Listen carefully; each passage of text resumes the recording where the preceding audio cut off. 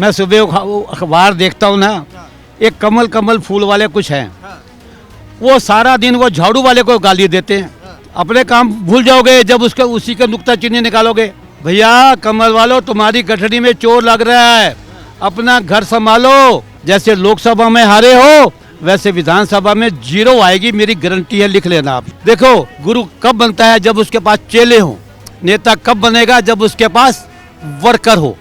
आप भी भारतीय जनता पार्टी के कार्यकर्ता हैं जी। फिर भी मैं दोष दे रहा हूँ। और एक से ये शरीफ आदमी आया है, बोतल के साथ बोतल फ्री भी दे रहा है, उसके बाद भी इसको गाली दे रहे हैं। भाई क्यों?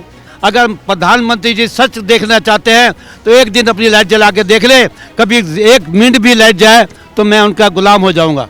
स्वामी जी, एक प्रश्न बहुत बढ़ चढ़ के इस समय आगे आ रहा है, क्योंकि इस समय मौजूदा समय में दिल्ली चुनाव है और दिल्ली चुनाव में कहीं ना कहीं जनता ये देख रही है कि अब अपने भले के लिए किसी सरकार को चुना जाए। एक तरफ अरविंद केजरीवाल है, दूसरी तरफ बीजेपी है जो दावेदारी पेश कर रही है।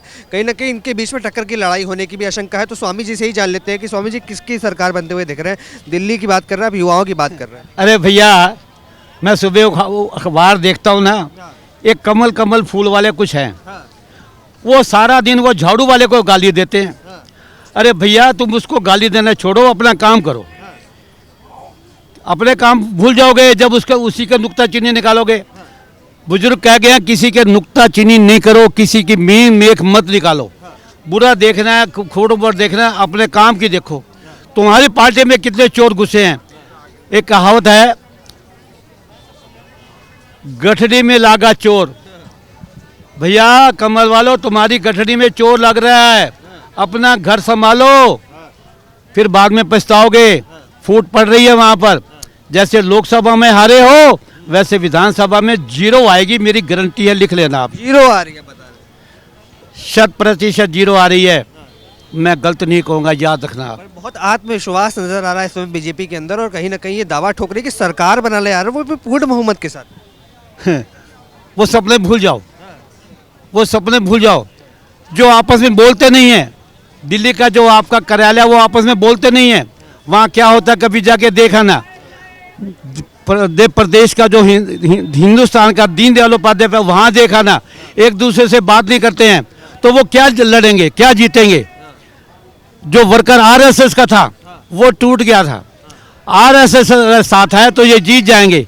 इनके साथ आरएसएस नहीं है। हरियाणा में भी आरएसएस को वहाँ के जो मुख्यमंत्री है उसने मिलाया है, बुलाया है, तो तभी वो बना है, वरना नहीं बनता।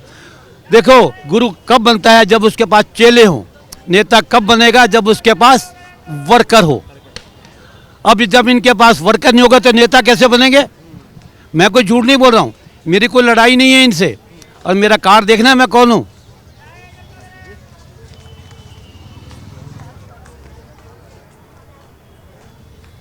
आप भी भारतीय जनता पार्टी के कार्यकर्ता हैं जी।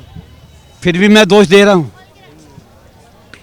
बार कार्ड दिखा दिए दर्शकों को, एक बार जूम करके। मतलब नाराजगी चल रही है स्वामी जी पार्टी के अंदर ही। नाराजगी इनसे नहीं है। किससे नाराजगी? नाराजगी देश के ऊपर अब बहुत भारी अड़चन आने वाली है। हाँ, मैं आपको एक और खबर दे रहा हूँ। शीघ्र ही जेवर हवाई अड्डे के पास और देश के अन्य प्रदेशों की कई शहरों में वो जो स्कूल है जो मुसलमानों का, अलीगढ़, हाँ, कई अलीगढ़ बनने वाले हैं। और वो मोहन भागवत जी ने सही कहा है, फोटो मत, अलग अलग मत तो एक हो जाओ। ये मैं आपको मोहन भागवत जी का संदेश दे रहा हूँ। मेरी उनके साथ बैठ के मीटिंग होती रहती है। स्वामी जी, यही चीज़, इसी तरीके की चीज़ माननीय योगी आदित्यनाथ उत्तर प्रदेश के मुख्यमंत्री ने भी कहा कि बटोगे तो कटोगे। तो कहीं ना कहीं बीजेपी की भी लाइन वही रही है। सबसे पहले मोहन भागवत जी ने कहा था। मोहन भागवत जी एक सुलझे हुए इंसान है, तो उन्होंने बहुत कुछ कहा है। इनको, मोदी जी को, योगी जी को, सबको कहा है, पर ये मान्य रहे, ये अपने राजनीतिक में है। वो अपनी जगह काम है, ये अपनी जगह काम है। एक झाड़ू वाला आया जब से दिल्ली में, मैं सत्य कह रहा हूँ कि जनरेटर भाग गए। जो जनरेटर चलते थे, घा घा करते थे, शीला दीक्षित के, और वो क्या नाम था उसका, सुषमा स्वराज के, और उसके बाद एक साहब सिंह वर्मा आया, उसके बाद एक मदन लाल खुराना आया। तो उन्होंने क्या किया, जनरेटर वाले उससे कमीशन ली और वो अपना लाइटें जो गायब कर दी।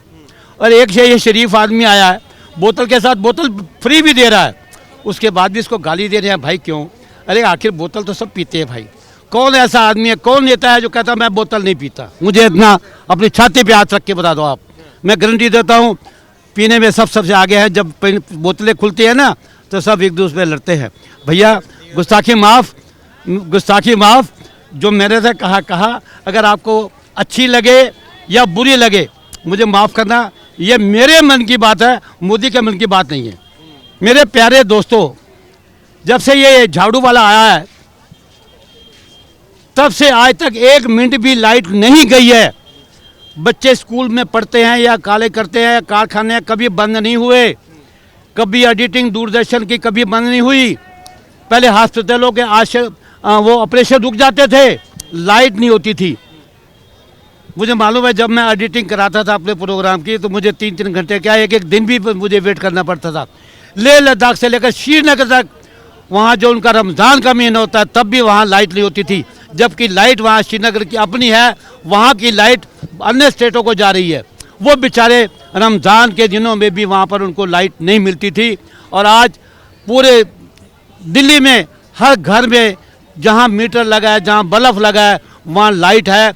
अगर लाइट जाती है तो 2 मिनट के ज़्यादा नहीं लगते, 2 मिनट में वो लाइट वापस आ जाती है।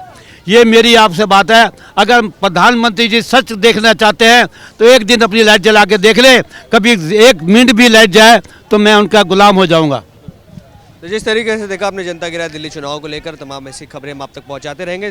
जुड़े रहें, देखते रहे सौगंध टीवी। धन्यवाद। आप देख रहे हैं सौगंध टीवी, सौगंध वतन की।